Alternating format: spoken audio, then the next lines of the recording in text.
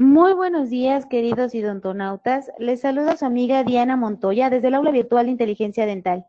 El día de hoy con una interesante conferencia patrocinada por nuestros queridos amigos de Dentsply Sirona. Es un gusto para mí presentarles al doctor Jorge Gumblich. Muy buenos días, doctor. Bienvenido. Dejo a los idontonautas con usted. Muchas gracias. Buenos días a todos. Soy el doctor Jorge Jumblich y hoy vamos a tener una mañana llena de un poquito de ciencia y vamos a hablar de un tema que está muy en boga hoy en día, que es odontología adhesiva. Todo el mundo estamos hoy introduciéndonos en este tema que es la parte adhesiva en la rehabilitación, desde la reconstrucción hasta la rehabilitación. Y de repente surgen muchas dudas, cuando salimos a dar una conferencia, una plática, surgen muchas dudas en cuanto a los manejos de todos los sistemas adhesivos que tenemos hoy en día, porque la variedad es demasiada. Entonces hoy nos vamos a enfocar un poquito a tratar de aterrizar todas estas bases para que puedan ustedes en su consulta tener un protocolo estandarizado para optimizar estos protocolos adhesivos con los cuales están haciendo sus tratamientos. Bueno, este es mi alma mater. Yo soy egresado de la Universidad Intercontinental. Ahí realicé mis estudios de licenciatura. Después hice un diplomado en implantología oral y después realicé la especialidad en prostodoncia en la misma universidad. Hoy soy parte del grupo docente de esta universidad y tengo a cargo el diplomado de implantología oral en la misma universidad. Entonces, prácticamente toda mi capacitación y toda mi educación está dentro de esta universidad. Soy orgullosamente de la UIC, ¿ok?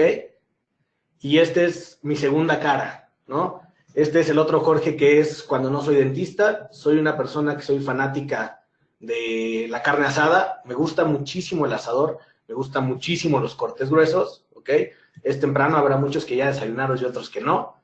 Y lo importante de esto, y me gusta mucho esta imagen, es para que yo siempre pueda tener la certeza y la garantía que todos mis cortes y toda la carne que voy a hacer en ese asador tenga el mismo término, yo necesito tener algo que se llama control. Es decir, yo necesito manejar el control de temperatura en esa carne para que el 100% de mis asados queden en el término indicado, ¿ok? Y esto se traspola mucho en odontología, porque en odontología nada es empírico, es decir, necesitamos controlar todos los procedimientos y estandarizar todos los procedimientos para tener resultados predecibles. Y vamos a hablar un poquito de cómo debemos y tenemos que controlar todos estos protocolos, sobre todo en adhesión, donde el tiempo y las concentraciones juegan factores bien importantes. ¿Ok? Una de las cosas que considero que deben de ser obligatorias hoy para trabajar en odontología es trabajar con magnificación. Es decir, no importa si son lupas, no importa si son microscopio, entre más en este caso es mejor. Entonces, hoy en día creo que es mandatorio que el dentista o que el odontólogo que esté haciendo odontología adhesiva tiene que trabajar sí o sí con magnificación.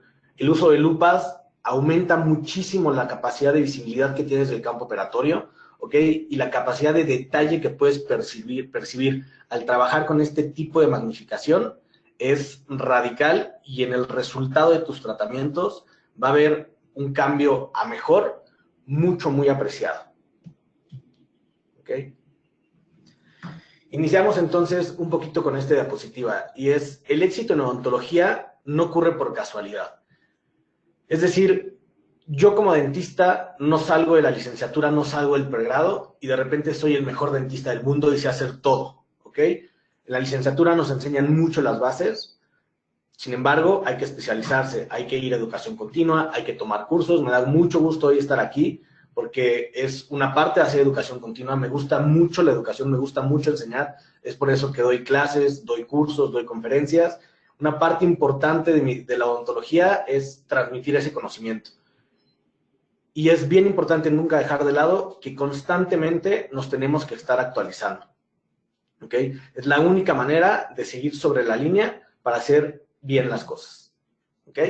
Entonces vamos a entrar ya un poquito en el tema. Vamos a hablar de odontología adhesiva. Entonces, ¿qué es la odontología adhesiva? ¿Okay? Existen ciertos factores que dependen o que son importantes o que son necesarios para que estos tratamientos funcionen y sean viables. Y me refiero a que no funcionen de un día a otro, porque toda la odontología es exitosa. Es decir, todos los tratamientos van a funcionar. Aquí la única línea que es muy delgada, que a veces se nos olvida, es por cuánto tiempo van o pueden funcionar. ¿Ok? Vamos a tratar hoy, con la plática que vamos a dar, estandarizar un poquito estos conocimientos, aterrizar un poquito estas bases, para que todo lo que hagamos sea para una odontología de largo o mediano plazo. ¿Ok? Y en odontología adhesiva, como en muchas ramas, el éxito no se da por un solo factor, así como los fracasos. Los fracasos tampoco se dan por una sola causa. Es difícil que un error o que una falla sea unifactorial. Generalmente, todos los fracasos tienen múltiples factores, ¿ok? Desde errores en cementación, errores en uso de materiales, mala selección de materiales, oclusión, mala calibración, es decir, no estoy manejando bien mis grosores del material, no estoy haciendo una adecuada selección, no estoy utilizando el cemento como debo utilizarlo, no estoy utilizando mi sistema adhesivo como debo utilizarlo. Entonces, es un conjunto de factores los que nos pueden llevar a un fracaso prematuro. Y así como los fracasos prematuros, existe el éxito. Y el éxito no se tasa en un solo factor de la misma manera. Es decir, todos los éxitos y los fracasos en odontología son multifactoriales, dependen de muchas cosas o de muchos procesos para que se pueda dar un éxito o un fracaso. Y dentro de los factores determinantes que tenemos en odontología adhesiva, hay una tríada. Y esta tríada es la selección del material restaurativo, que es muy importante, es decir, en qué momento voy a utilizar qué materiales, es decir, si voy a utilizar una resina, qué tipo de resina es, qué tipo de partículas tiene, si tiene mayor cantidad de relleno, de qué forma son las partículas, qué tipo de matriz utiliza, ¿ok? ¿Cuál es el factor de contracción de esta resina? Si es una resina de reconstrucción, si es una resina de curado foto, si es una resina de curado químico. Entonces, la selección de material juega un factor muy importante para cada caso clínico. Asimismo, la adhesión. La adhesión me refiero a, si vamos a hablar de odontología adhesiva, yo soy una persona que sí creo fielmente que es obligatorio el uso de dique de hule en odontología adhesiva. No podemos pensar en hacer adhesión ni cementación adhesiva sin la utilización del dique de hule. El dique de hule, para mí, en mi filosofía de trabajo, es obligatorio o mandatorio para tener toda esta restauración. ¿Okay? El diseño de la preparación, es decir, hoy en día las preparaciones han cambiado radicalmente en como quizás hasta yo fui educado, yo fui enseñado en la licenciatura, que tampoco tiene mucho tiempo de eso, pero la odontología se ha transformado demasiado. Y no quiere decir que todo lo que vamos a ver hoy sea una odontología actual o moderna, porque a mí todavía me tocó poner amalgamas, entonces yo todavía fui, o parte de mi educación fue con unos conceptos que no necesariamente estaban dirigidos a la parte adhesiva. Y las preparaciones hoy han cambiado radicalmente, es decir, hoy las preparaciones no siguen ningún patrón geométrico. Básicamente las preparaciones hoy están dictaminadas al tamaño de la lesión o al tamaño del defecto del diente, tanto para odontología directa como para odontología indirecta. ¿Ok? Es decir, prácticamente hoy en la consulta tratamos de hacer la menor cantidad de coronas de contorno completo, es decir, coronas completas. Estamos utilizando con mayor frecuencia restauraciones parciales adhesivas cerámicas, ¿ok? Ayudándonos un poquito con estos nuevos materiales, con estas técnicas adhesivas que hoy en día son fuertes y son resistentes. ¿Okay? Es indispensable saber y conocer los protocolos adhesivos. Es indispensable y obligatorio para el odontólogo conocer qué sistema adhesivo está utilizando y cómo se debe utilizar. ¿Okay? Muchas veces lo que pasa, y me ha tocado mucho ahora que estoy afuera dando justo este tipo de plática de odontología adhesiva, es hay tantos sistemas en el mercado, hay tantos productos, hay tantos botes, hay tantos cartuchos, hay tantos cementos, que el dentista está un poquito hecho bolas en cuanto a cómo y cuándo debe utilizarlos. De repente vamos a un congreso, vamos a un curso y nos regalan un botecito de un adhesivo de una marca, de repente vamos a otro curso, otro congreso y nos regalan una dosis de cemento de otra marca, y vamos a otro curso, otro congreso y nos regalan una resina de otra marca. Entonces de repente en el cajón tenemos 14 marcas distintas y creemos que todas son iguales y que todas son resina y por ende todas se deben de pegar. Y no es la generalidad. Hoy en día ya hay literatura publicada en cuanto a esta incompatibilidad adhesiva, sobre todo hablando de cementos. No tanto en la resina directa, no tanto en ontología adhesiva directa, pero sí en cementos de resina hay una incompatibilidad con los adhesivos y el material cementante. Es decir, la recomendación hoy, y lo voy a comentar un poquito más adelante, es no estar mezclando la química de las diferentes casas comerciales.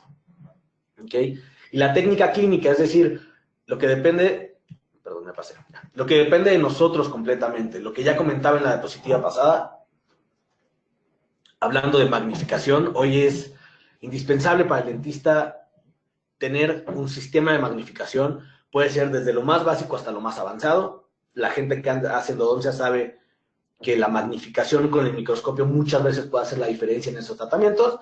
En odontología adhesiva, con las lupas quizás pueda ser suficiente para conseguir resultados diferentes, ¿ok? Procedimientos de colocación, es decir, cómo se colocan las resinas, todas se colocan igual. Hoy que están las resinas Bullfield, qué tan real es esto que son de un solo implemento. Hay muchas cosas que se dicen por mercadotecnia, pero la realidad restaurativa del material no permite tanto, no estira tanto esa liga. Entonces es bien importante también conocer el material, irse al instructivo, leer el PDF, porque hay muchas cosas que los vendedores no nos dicen, pero que en el instructivo sí vienen. Entonces, muchas veces como que cedemos toda la información a la persona que nos está entregando el material y se nos olvida que los responsables de esos tratamientos somos los dentistas y los que tenemos la obligación de saber cómo se utiliza el material somos nosotros, ¿ok? Los protocolos de curado, si es curado químico, si es curado foto, si es curado dual. Ahorita vamos a hablar básicamente de resinas directas, entonces prácticamente vamos a hablar de fotocurado, vamos a tocar un poquito el tema de las lámparas, que es un factor bien importante en la rehabilitación, en la ontología adhesiva, ¿ok? Y el terminado pulido, que también tiene ahí un punto especial, ¿ok? Entonces vamos a tocar básicamente estos temas el día de hoy, que es, vamos a hablar un poquito de los sustratos, vamos a hablar un poquito de esos tejidos a los cuales la resina y el adhesivo se tienen que adherir, es decir, esmalte y dentina, ¿ok? Se nos olvida que son tejidos diferentes, ¿no? Entonces vamos a hablar hoy un poquito de estas diferencias y cómo los debemos de tratar, porque si son diferentes, el acondicionamiento en cada uno de estos sustratos debe de ser diferente. Vamos a tocar un poquito estos sistemas adhesivos, vamos a aterrizar la estrategia adhesiva, que para mí es lo más importante, es entender, conocer y clasificar para poder aplicar todas las estrategias adhesivas que tengo disponibles hoy en el mercado para poder realizar un tratamiento, ¿ok? Vamos a hablar un poquito de estas propiedades o necesidades de las lámparas para poder realizar procesos de fotopolimerización, ¿ok? Y vamos a tocar al final un poquito este detalle de terminado y pulido que parece que no es importante, pero en realidad es muy importante. ¿Ok? Entonces, vamos a empezar con el tema de sustratos.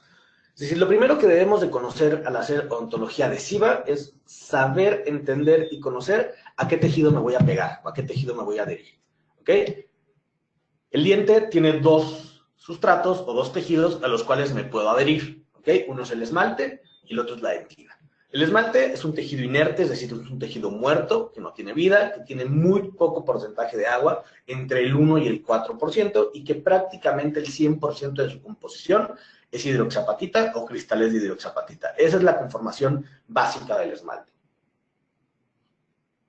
Y la dentina es todo lo contrario, ¿ok? Es radicalmente diferente, ¿ok? Es un tejido vivo, ¿ok? Que tiene un mayor porcentaje de agua y que esta agua o este líquido, este fluido, tiene una acción dinámica y tiene una interacción con el medio ambiente. No solo es que tenga humedad o que tenga mayor porcentaje de agua, sino que hay una interacción de este líquido, ¿ok? Sobre el medio ambiente, es decir, sobre la dentina y sobre lo que vamos a hacer sobre ella, ¿ok?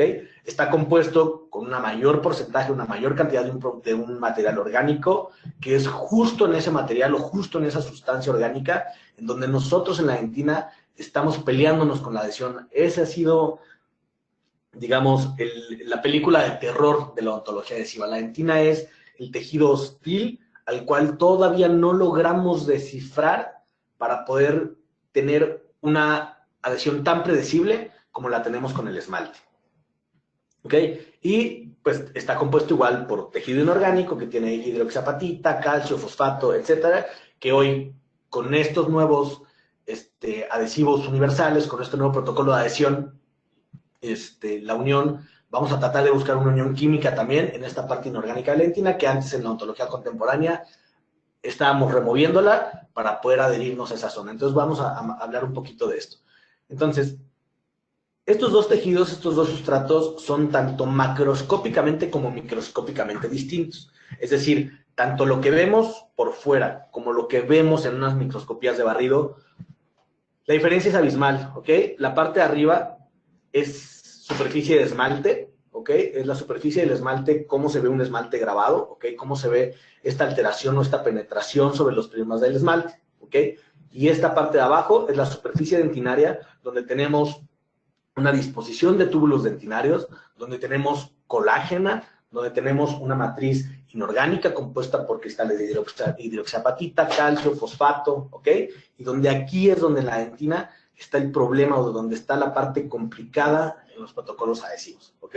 Entonces, si tanto macroscópicamente como microscópicamente son distintos, el acondicionamiento de estos tejidos tiene que ser completamente diferente. No podemos pensar que el esmalte y la dentina tienen que ser tratados de igual manera porque son tejidos diferentes y la interacción que vamos a tener con esos tejidos es diferente y la forma en la que se van a pegar los adhesivos en esos tejidos es diferente. ¿Ok?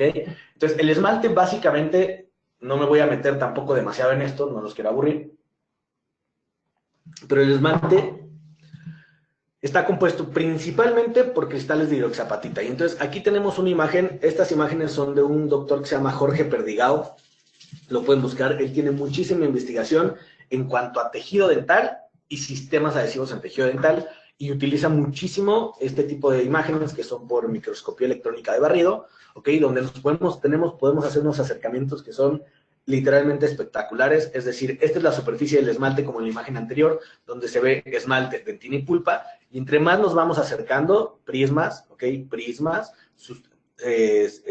sustancia interprismática, prismas, ¿ok?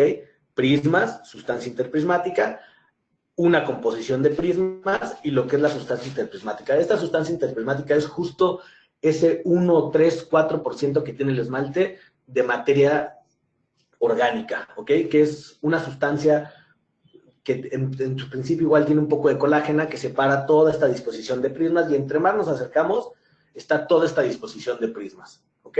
Y justo aquí es donde nos vamos a adherir, ¿ok?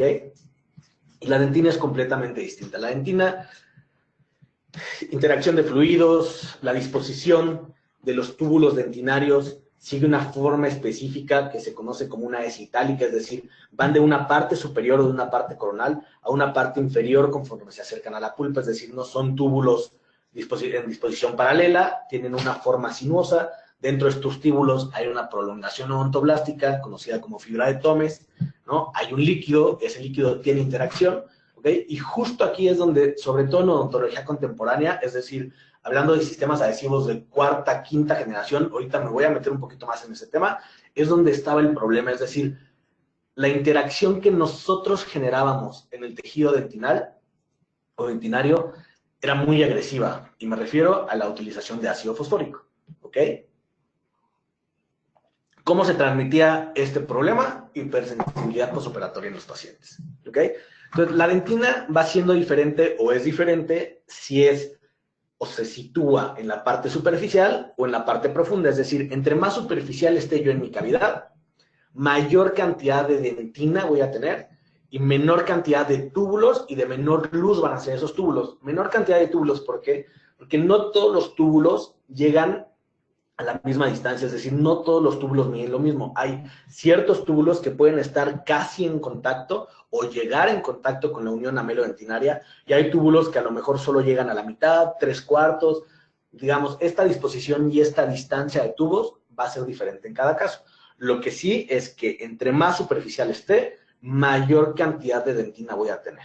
Entre más profundo esté, menor cantidad de dentina voy a tener, mayor cantidad de túbulos y de mayor diámetro van a ser estos túbulos. Entonces, ¿cuál es la diferencia radical en esto? Es que en la dentina donde yo me quiero adherir no es dentro de los túbulos dentinarios. Eso se consigue por las funciones en las que acondicionamos este sustrato. Pero la realidad es que la adhesión en donde se busca es justo en esta dentina intertubular. Donde yo me quiero pegar es en la dentina. Que si puedo meter en un poquito de los túbulos, ¿va a mejorar un poquito esa fuerza adhesiva? Sí, claro, es adhesión o es retención micromecánica, ¿ok? Pero la función, tanto en odontología contemporánea como en odontología moderna, no es meterme dentro de los túbulos. Eso pasa por consecuencia de lo que estoy haciendo en el sustrato, pero donde yo me quiero adherir es en la dentina, ¿ok? Bueno, en la colágena de la dentina, ¿ok?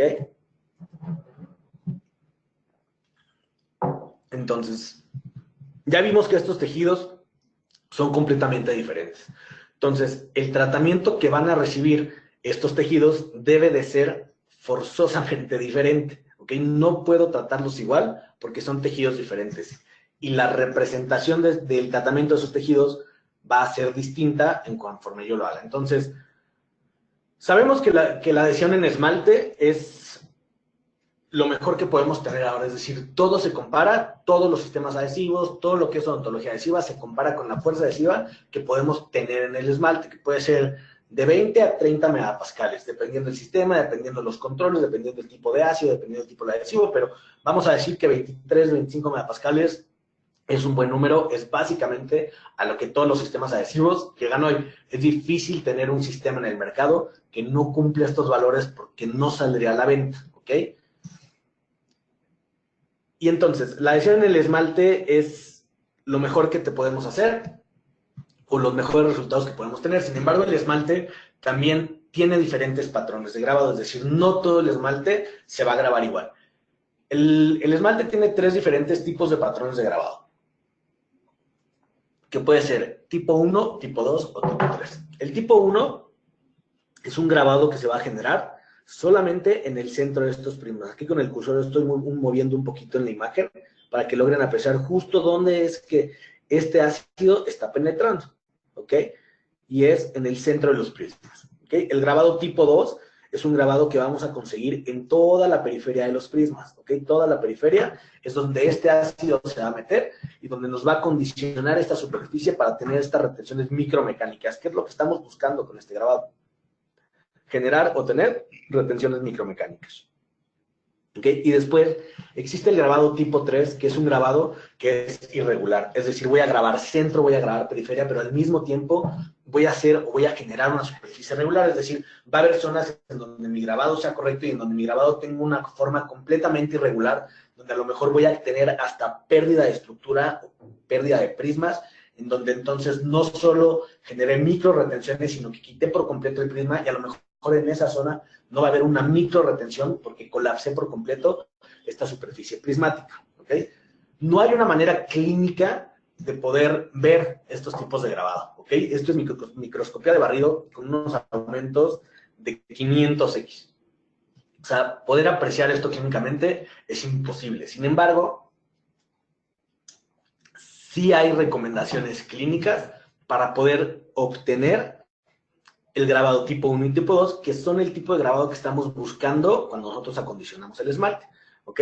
El grabado tipo 3 no lo queremos, es un grabado que es completamente irregular, donde la fuerza adhesiva se va a ver comprometida. Entonces, la única manera de garantizar que yo voy a establecerme entre el grabado tipo 1 y tipo 2 en el esmalte es utilizando una concentración específica de ácido fosfórico, ¿ok?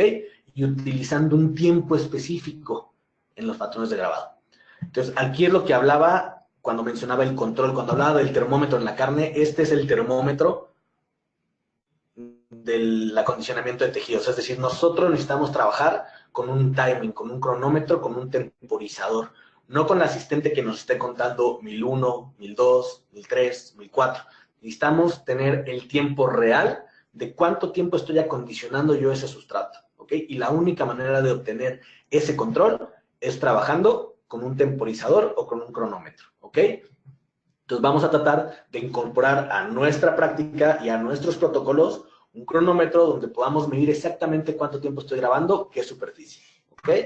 Y la concentración del ácido fosfórico, bueno, eso es difícil hoy conseguir, o si no es que me atrevo a decir que prácticamente sería imposible en la rama dental conseguir un ácido fosfórico que supere o que tenga una variabilidad muy alta en el porcentaje que contiene. Prácticamente hoy podemos conseguir solamente ácidos fosfóricos que van entre el 34 y el 37 o 38%. Todos son 35, 37, digamos que es la media en la que se tasa el porcentaje de concentración de este ácido fosfórico. Está estudiado hace mucho tiempo, cuando se empezó a hacer la técnica de grabado ácido, se utilizaba ácido fosfórico al 80%.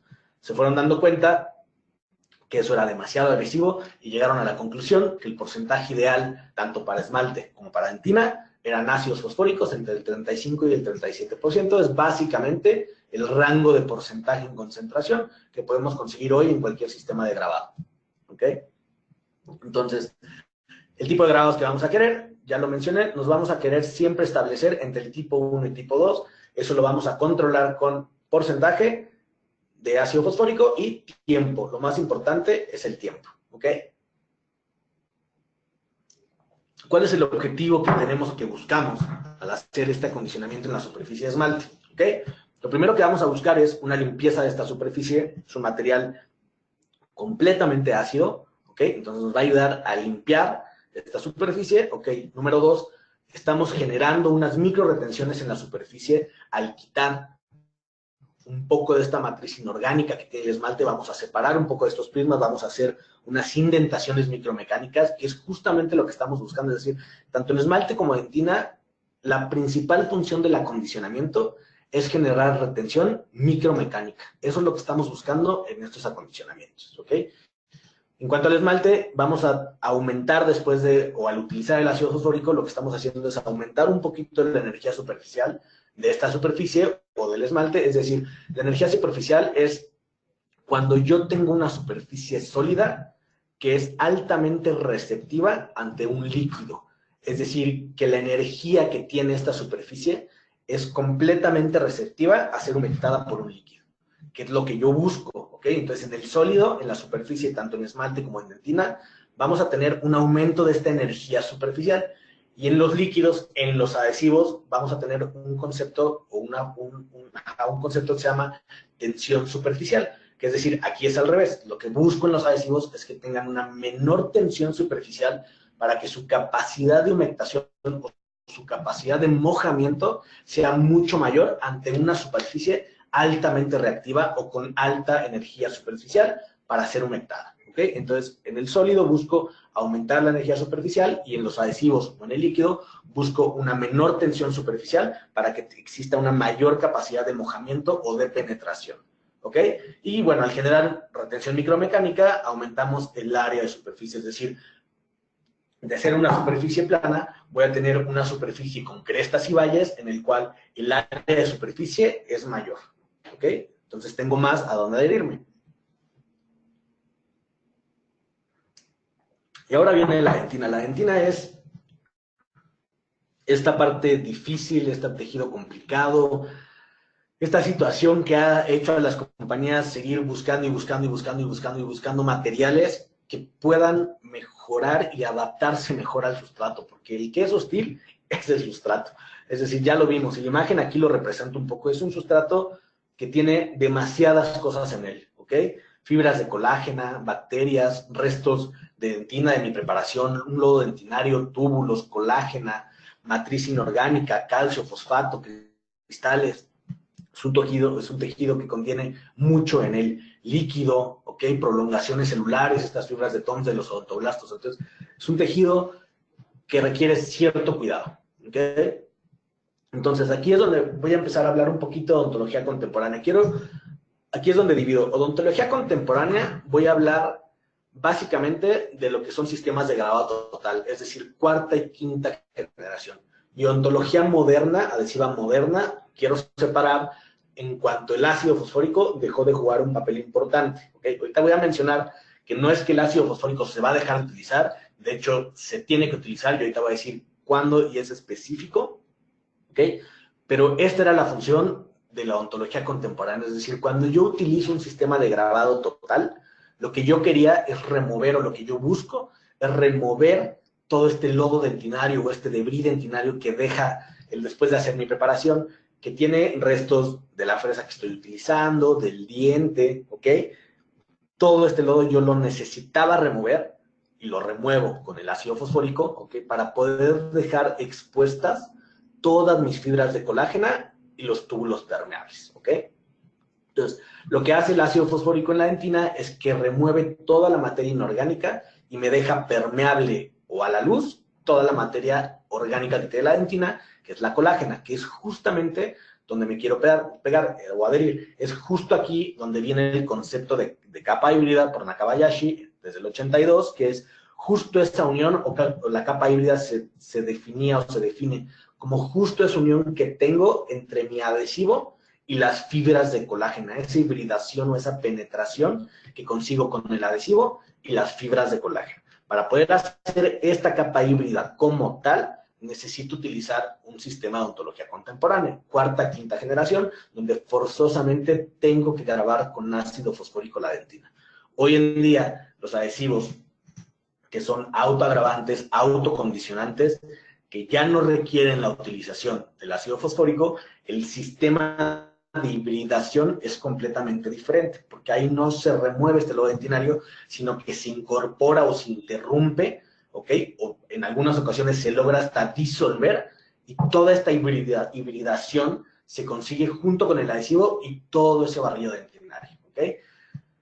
El problema principal que tienen o que tenían estos adhesivos de cuarta, quinta generación de odontología contemporánea es que me removían todo este barrido dentinario, porque eso es lo que buscábamos, nos buscábamos pegar exclusivamente a esas fibras colágena, a ese argumento de fibras colágena. Sin embargo, se ponían los túbulos, y al ser expuestos estos túbulos, el adhesivo podía penetrar dentro de estos túbulos. ¿Y qué pasa dentro de estos túbulos? Dentro de estos túbulos está una fibra de una célula que se llama odontoblasto, ¿okay? Una elongación, ¿ok? Y al adhesivo penetrar dentro de este túbulo generaba una presión, ¿ok? O una elongación agresiva de este odontoblasto y de líquido, lo que generaba o activa, pues porque si se sigue haciendo esto sigue pasando, ¿ok? Las fibras fibras A delta que están ahí en esa parte del empalizado odontoblástico. ¿Y esto en qué se traducía? En hipersensibilidad postoperatoria. Entonces, justo lo que hoy se está evitando con estos nuevos sistemas adhesivos es erradicar por completo ese problema, ¿ok? O tratar de eliminarlo en su mayor porcentaje. Es decir, al ya no exponer yo estos túbulos y estas fibras, la interacción dinámica que tiene mi adhesivo con la parte dentinal o con la parte de los túbulos es menor. ¿Okay? Más o menos se habla que este barrillo dentinario más o menos protege toda esta superficie en un 80-85%. Entonces lo que pasaba es que mucho al quitarlo, si el adhesivo penetraba demasiado, entonces venía esta interacción traducida en dolor por parte del paciente. ¿Ok? Entonces la función de este tipo este patrón de grabado total era generar esta hibridación dentro de las fibras colágena, ¿ok? Donde aquí se ve, aquí está el adhesivo, ¿ok? Esta es la capa híbrida per se como tal, la que dice H es la capa híbrida, que es toda esa hibridación o toda esa penetración del adhesivo dentro de las fibras de colágeno, ¿ok? Y estos tags, que son las elongaciones del adhesivo que lograban penetrar los túbulos dentinarios, que en realidad no era lo que se buscaba, se daba por cómo se acondiciona la dentina, ¿ok? Pero este era el mayor problema. Justo cuando el adhesivo penetraba en los túbulos es cuando existía mayor interacción con el complejo pulpar, traducido en hipersensibilidad postoperatoria. Entonces, lo que buscan los adhesivos hoy es tratar de erradicar o eliminar el sistema de grabado dentro de la dentina. Este patrón de grabado, de lavado y enjuague, es decir, grabado total, nos va a generar una formación de tapones dentinarios, ¿ok? Nos va a exponer las fibras de colágeno, va a disolver todo este contenido inorgánico que tiene la superficie y va a tener una activación de unas proteínas enzimáticas que se llaman metaloproteinasas, que también es otro de los factores en contra que tiene este tipo de odontología contemporánea adhesiva, porque se dieron cuenta después de investigaciones que esta activación de estas proteínas enzimáticas disolvía o destruía esta interfase adhesiva, ¿ok? Entonces, igual aquí está, miren, Jorge Perdigao, él es el que tiene mucha investigación dispuesta sobre microscopía para que la podamos ver a ese nivel, ¿ok? Entonces, después de que se dieron cuenta que existía esta activación de estas proteínas enzimáticas, son como 13 o 14 por ahí, pero las que hay en mayor número son colagenasa y gelatinasa. La que más existe es colagenasa, y la colagenasa, como su nombre lo dice, lo que quita, lo que come, lo que destruye de manera enzimática es la colágena.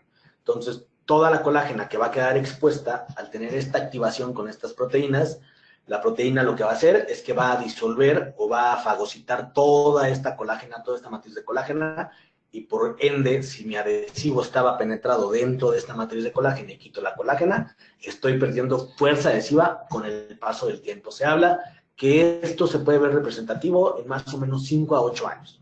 Y entonces, cuando se dieron cuenta de esto, sacan un protocolo para tratar de inhibir esta actividad de estas proteínas. ¿Ok? Entonces salió un protocolo que, si vas a hacer o estás haciendo hoy grabado total, todavía, tienes que hacer la utilización de este protocolo, en el cual lo que se está utilizando es clorhexidina al 2% después de mi grabado ácido. Es decir, tengo aquí mi grabado de ácido fosfórico, entre 10 y 15 segundos en dentina es bueno, entre 20 y no más de 30 segundos en esmalte son las recomendaciones. ¿Ok? Vamos a lavar con agua y spray, hay que eliminar perfectamente bien todo este exceso de todo el ácido, ¿okay? Y aquí es donde también se vuelve un poquito complejo, porque entonces, si nosotros vamos a hacer sistema de grabado total, nos piden que tenemos que lavar perfectamente bien, remover todo esto y quitar el exceso de humedad. Pero entonces te dicen, la dentina tiene que estar húmeda, no desecada, pero tampoco mojada. Y aquí es donde clínicamente se vuelve, en esta técnica igual, un poquito complejo, es qué tanto estoy dejando la dentina con exceso de humedad, sin exceso de humedad. Se recomienda no utilizar aire de la jeringa triple para quitar este exceso de humedad. ¿Por qué? Porque lo que yo estoy haciendo con el grabado con ácido fosfórico es que estoy exponiendo todas estas fibras de colágeno. Y estas fibras son como una esponja. Y si yo tiro aire directo sobre estas fibras, generalmente lo que ocurre es que estas fibras colapsan.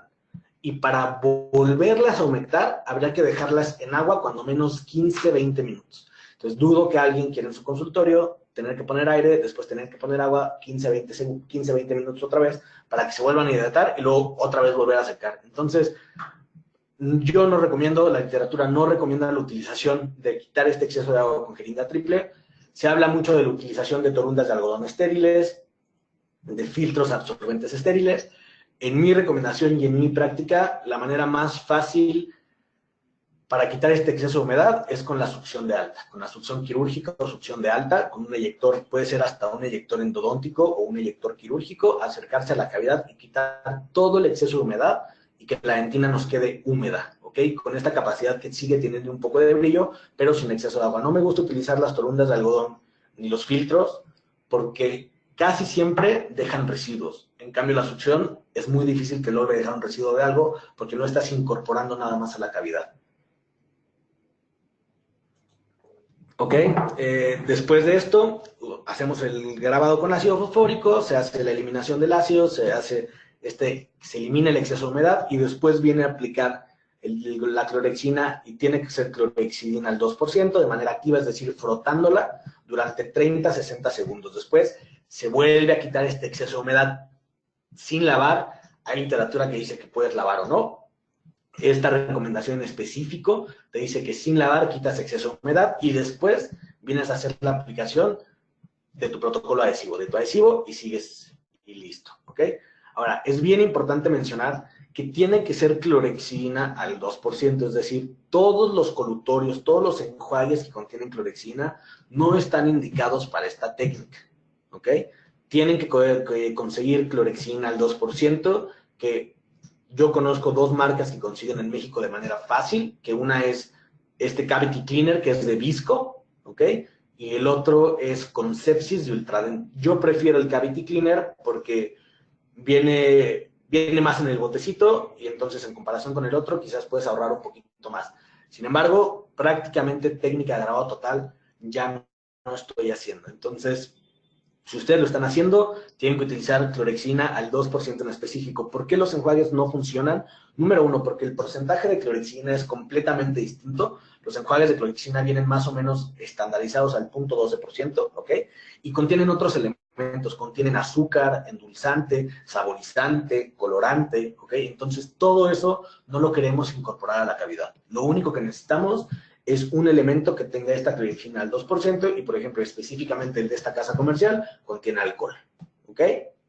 Entonces, es importante que no son lo mismo, ¿ok? La decisión sobre entinas siempre va a estar comprometida, es decir, la principal causa de esta pérdida de la interfase o de la degradación de la interfase es la hidrólisis. Es decir, esta interfase adhesiva se va a degradar con el paso del tiempo sí o sí, siempre sí, simplemente por tener contacto con humedad. ¿Ok?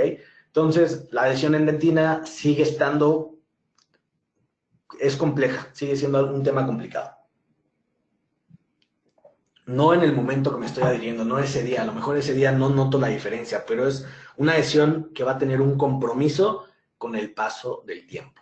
¿Okay? La dentina es un tejido difícil de acondicionarse, difícil de entregarse para los protocolos adhesivos. Sin embargo, no quiere decir que no nos vamos a pegar a este sustrato, simplemente hay que tener conocimiento de todas estas características, es decir, nos están diciendo, o sea, esa interfase adhesiva se va a ver degradada con el paso del tiempo. Si estoy haciendo sistema de grabado total y no estoy utilizando algún elemento para inhibir esta activación de las metaloproteinasas, voy a tener una degradación mucho más rápida o mucho mayor que si no lo hago, ¿no? Y dos, voy a tener una degradación hidrolítica, ¿ok? De esta interfaz adhesiva con el paso del tiempo. Se habla de 5 a 8 años cuando toda esta degradación o toda esta pérdida de fuerza adhesiva se puede ver representada clínicamente, ¿ok? Y más o menos esta es la línea del tiempo que tenemos hoy en odontología adhesiva, ¿no? Empezamos, yo sí soy fan del liquedule, entonces empezamos con el Dr. Van número 67, con este invento del liquedule. Después, en 1951, surge el primer adhesivo dental por el Dr. Hager, ¿ok? Que era un adhesivo que funcionaba con una resina de curado químico. Los resultados no fueron muy buenos, pero fue el primer adhesivo utilizado en el mercado, ¿ok? 1951. 1955, Bonocor grababa el esmalte, y aquí es donde se catapulta radicalmente, ¿ok? La odontología adhesiva. Después, 1982, Nakabayashi. Esto fue un poco antes, desde que empezaron los estudios, pero cuando fue publicado y cuando fue avalado que podía tener una implicación clínica, fue hasta el 82, Nakabayashi con el uso de adhesivos después del grabado ácido para generar la capa híbrida, y aquí es donde la odontología adhesiva sí ya tiene una importancia real, donde los resultados podían tener una duración de mediano plazo, ¿ok? Y después, en el 2000, la casa Curaray, iniciando con los adhesivos universales. ¿Ok? Los adhesivos universales no es que sean nuevos en el mercado. Es que justamente Curaray, que es la compañía que creó o la que inventó, la que diseñó esta molécula, ahorita vamos a ver cuál es, tenían la patente. Entonces, hasta que Curaray no pierde la patente, es que todas las demás compañías no podían tener un adhesivo universal como tal.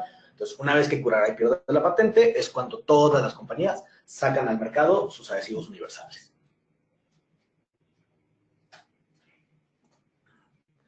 Estrategia adhesiva. Entonces, ya vimos que el acondicionamiento de sustratos es diferente.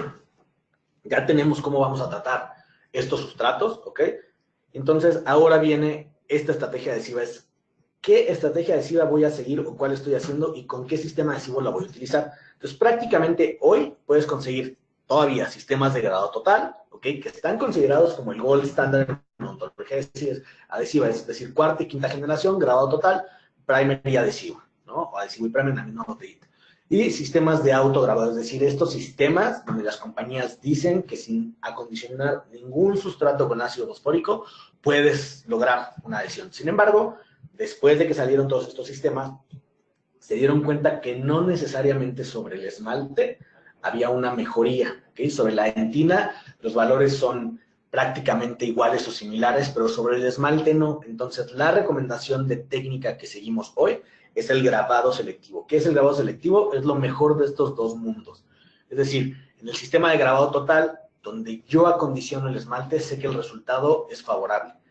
Y en el sistema de autograbado, donde yo no grabo la dentina, sé que la adhesión es favorable y tengo la posibilidad de disminuir radicalmente esta posibilidad de tener hipersensibilidad postoperatoria en el paciente. Entonces, el grabado selectivo es lo mejor de los dos mundos, es decir, voy a hacer un grabado selectivo del esmalte y voy a utilizar un sistema adhesivo que tenga un autoacondicionante para acondicionar mi dentina.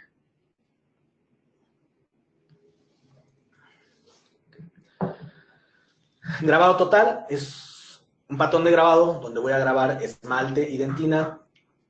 Como decía en la diapositiva pasada, la recomendación es el esmalte hay que grabarlo de entre 20 y 30 segundos, no más de 30 segundos, y la dentina hay que grabarla entre 5 y 15 segundos, no más de 15 segundos. La recomendación hoy es que ya no deberíamos estar utilizando muchos sistemas de grabado total, ¿ok? Es la manera de sacar ventaja de estos nuevos sistemas, de los adhesivos universales, ¿ok? Donde nos permiten hacer un grabado selectivo del esmalte y un acondicionamiento por parte del autocondicionante en el adhesivo para la dentina. Y ser mucho menos agresivos con la dentina. ¿Qué es lo que yo necesito? Yo necesito ser menos agresivo para disminuir esta hipersensibilidad postoperatoria en el paciente. ¿Ok? La aplicación del adhesivo en el esmalte es pasiva, es decir, yo no necesito frotar o activar este adhesivo dentro del esmalte, pero en la dentina sí necesito tener una aplicación activa, es decir, yo necesito vibrar o mover este adhesivo para que penetre mejor o en mayor cantidad, ¿ok? Generalmente las casas comerciales que dicen que tú tienes que mover o activar o hacer esta aplicación activa durante 20 segundos, mi recomendación es que lo que dicen las casas comerciales hay que hacer el doble, ¿ok? Porque es difícil, sobre todo cuando tenemos cavidades grandes o profundas. 20 segundos pueden ser poco para este procedimiento, entonces de repente dependerá mucho el caso, una cavidad muy pequeña pueden ser los 20 segundos, una cavidad profunda quizás como esta en específico, pudiera yo exagerar un poquito más en esta activación, ¿ok? Y frotarlo durante 40 o 60 segundos, ¿ok? Es bien importante, esta es la manera de tener el control en nuestros procedimientos, necesitamos trabajar forzosamente cuando hacemos adhesión, con un timing, con un cronómetro, con un temporizador que nos diga exactamente cuánto tiempo estamos haciendo las cosas, ¿ok? Porque muchas veces el dentista cuenta, vamos a contar 10 segundos, 1, 2, 3, 4, 5, 6, 7, 8, 9, 10. Entonces, el tiempo para el dentista, de repente corremos mucho ese tiempo en el sillón dental. La única manera de calmarnos y hacer las cosas como se debe es teniendo un referente de cuánto tiempo o cómo lo estamos haciendo. Entonces, yo trabajo mucho con un cronómetro o un timing ahí. Entonces, después de todo esto que mencioné ahorita, es justo, y aquí es donde mucha gente estamos todos confundidos. Y decimos, tenemos tantas opciones, tantas posibilidades, si en qué momento hago este sistema, en qué momento hago ese sistema, cómo grabo este diente, cómo grabo este otro diente, qué sistemas adhesivos tengo, hay tantas botellitas, hay tantas casas comerciales, hay tantos productos en el mercado, que esta información disponible es tanta que a veces ahí es donde nos estamos equivocando. Entonces, ¿cómo ordeno esta información disponible? Una es irnos a un sistema de clasificación, ¿ok? Donde los sistemas adhesivos los podemos clasificar de acuerdo al número de generaciones, ¿ok? De acuerdo a cómo se aplican, de acuerdo al número de pasos o de acuerdo al patrón de grabado que tengan, ¿no? Entonces pueden ser desde la primera hasta la séptima, octava, novena generación. Puede ser de acuerdo a cómo están grabando o cómo se aplican, ¿ok? O al número de pasos que tienen. Sin embargo, para mí lo más fácil es hacerlo de esta manera, ¿ok? Esta es una diapositiva que es como un acordeón. Esta le pueden dar screenshot o tómenle foto. Aquí viene muy desplegadita la información de cuántos sistemas y cómo tengo que utilizar cada sistema de acuerdo a lo que estoy utilizando. Entonces, odontología contemporánea tenemos sistemas de grabado total, donde es forzoso la utilización del ácido fosfórico y donde la disposición de mi sistema adhesivo puede ser de 3 pasos, contemplando el ácido fosfórico como el paso número 1, después un botecito que va a contener un primer y luego otro botecito que va a contener un adhesivo o sistema de grabado total, odontología contemporánea adhesiva de 2 pasos, donde mi paso número 1 es el grabado fosfórico y el paso número 2 es un solo botecito que contenga el primer y el adhesivo en la misma botellita. ¿Okay? En la literatura siempre salen mejor clasificados los sistemas que traen el primer y el adhesivo en diferentes botellitas. Es decir, porque cuando nosotros buscamos adhesión, lo difícil de la dentina es que nuestro sistema adhesivo debe tener dos moléculas. Una que sea hidrofílica, es decir, que tenga afinidad a la humedad o al agua, y otra que sea hidrofóbica, que tenga afinidad a la resina, a mis metacrilatos. ¿Okay? Las resinas son completamente hidrofóbicas, pero el adhesivo en dentina tiene que jugar estas dos partes. Entonces, los adhesivos que vienen en dos pasos, separado primer y adhesivo, el primer contiene esta molécula que es hidrofílica, que generalmente es el EMA, ¿ok? Y el adhesivo contiene esta molécula que es hidrofóbica, que generalmente es bis-GMA. Los sistemas de dos pasos las tienen las dos mezcladas y entonces tú mezclas todo al mismo tiempo. ¿Funcionan? Sí, cuarta, quinta generación, ¿ok? Es el gold standard que se maneja en odontología, todo se compara contra lo que se consiguió en eso porque es donde la odontología radicalmente se transformó, ¿ok? Donde la adhesión ya era viable. Después tenemos estos sistemas de autograbado, en donde se elimina por completo la utilización del ácido ortofosfórico, ¿ok? Y donde lo mismo, podríamos tener un sistema donde tenía el primer y el adhesivo por botellas separadas, que son sistemas de dos pasos, o podríamos tener sistemas de todo en uno, ¿no? Donde en una sola botellita venía todo el sistema. Sin embargo, tampoco fueron los mejores sistemas, es decir, la eliminación absoluta del ácido fosfórico no mejora las características de estos sistemas adhesivos. Y después tenemos los sistemas multimodo, que son prácticamente adhesivos universales, en donde el adhesivo universal o multimodo se conoce así porque prácticamente puede ser utilizado en cualquier estrategia adhesiva. Es decir, yo puedo hacer sistema de grabado total y utilizar un adhesivo universal. Yo puedo hacer un autoacondicionante, un autograbado eliminando por completo el ácido fosfórico y utilizar un adhesivo universal. ¿Ok? Están indicados para todas las técnicas. Sin embargo, la recomendación es que siempre que tengan esmalte en una preparación o en una cavidad, el esmalte se graba. El esmalte está bien estudiado que al ser grabado o acondicionado con ácido fosfórico y después la utilización de un adhesivo, sea universal, sea de 3 pasos, de 2 pasos, de 1 paso, el esmalte nunca va a tener mayor valor adhesivo que si no se graba. Entonces, la recomendación es el esmalte siempre grábenlo. Siempre, no importa si es indirecto o directo, el esmalte siempre se graba. ¿Ok? Entonces, tenemos estos adhesivos universales hoy que prácticamente están indicados para cualquier estrategia adhesiva. La recomendación de uso de estos adhesivos universales es grabado selectivo. Grabamos esmalte, nos adherimos a dentina con esta molécula. Entonces, los adhesivos universales forzosamente tienen que contener esta molécula, que es el 10-MDP, que es este monómero que patentó esta casa comercial, que es Curaray, con sus adhesivos Clearfield. Todos los adhesivos Clearfield de esta casa comercial tienen 10-MDP. 10-MDP es este monómero funcional, ¿ok? Que va a tener una interacción química con el calcio presente en la dentina. Esto es lo que transforma radicalmente estos adhesivos.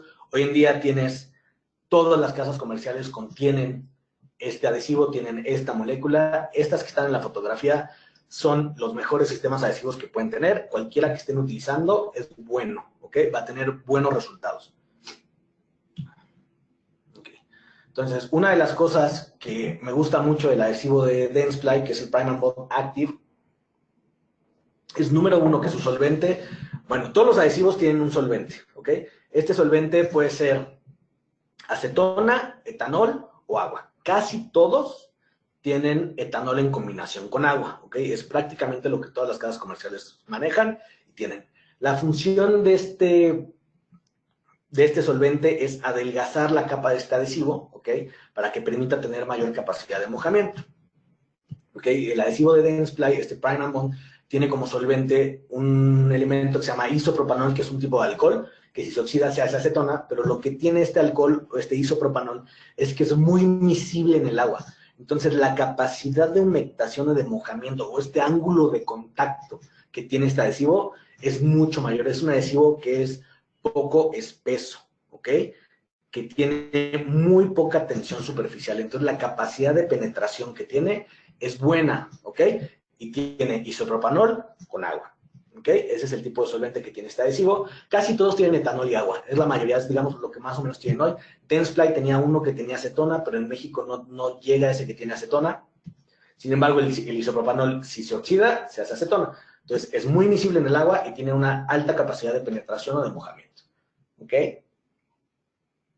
De aquí vienen estos desafíos clínicos, ¿no? Porque es bien fácil de repente tener esos parámetros donde todo es ideal o donde todo no es ideal. ¿Okay? Pero justo esa línea media donde las características clínicas del sustrato son diferentes, es decir, no voy a pensar lo mismo si me quiero adherir sobre esta primera imagen que el protocolo adhesivo que voy a utilizar sobre esta segunda imagen, es decir, aquí qué va a pasar, aquí qué va a pasar, ¿ok? O sobre un diente que ya está involucrado, este complejo pulpar, ¿ok? Que se van dos, o sea, son dientes que sufren otras transformaciones de acuerdo al irrigante que se está utilizando, de acuerdo al cemento que se está utilizando. Vamos a hablar un poquito de cómo manejar estos sustratos. ¿Cómo vamos de tiempo? Vamos bien. Todavía me falta un poquito, ¿está bien? Entonces, esta toma de decisiones de cuando tenemos cavidades como estas, donde pues cualquiera podrá tomar la decisión de que hacer una clase no está indicado, es decir, no es una cavidad profunda, el grosor de las paredes es bueno, el diente está estructuralmente sólido, ¿ok? Que sobre dientes como estos, que ya tuvieron una pérdida de estructura considerable, donde hay restos de cemento, donde el diente ya fue sometido a irrigantes, a cemento, a gutapercha, a bacterias, son dientes que han trabajado mucho antes de llegar a una rehabilitación, ¿ok? Entonces, situaciones como estas donde simplemente hay que cambiar restauraciones que están filtrando, ¿ok?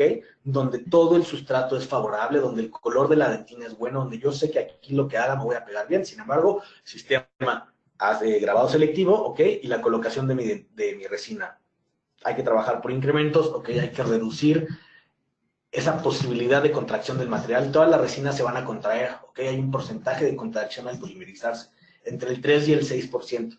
Si yo hago una resina de estas en un solo incremento, en este tipo de cavidad clase 1, donde el factor C es el más alto que podemos tener, es decir, este factor C igual a 5, la fuerza de contracción de este material puede ser tan grande o tan fuerte que puedo tener desprendimientos en zonas marginales, que es justo lo que no busco. Entonces, una de las maneras de reducir esta fuerza de contracción del material es trabajando incrementos de 2 milímetros, ¿ok?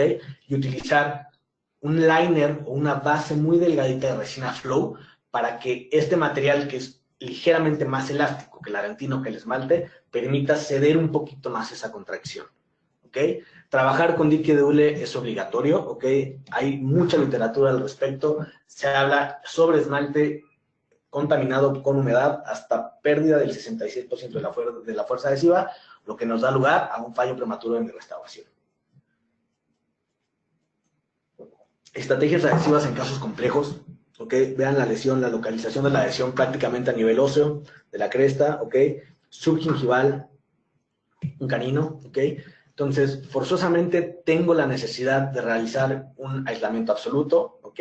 En este caso, radiográficamente vimos que era muy posible generar una comunicación pulpar. Esto lo estoy haciendo mucho, es un protocolo que estamos manejando el doctor Juan Carlos Paz y yo. El doctor Juan Carlos Paz es endodoncista.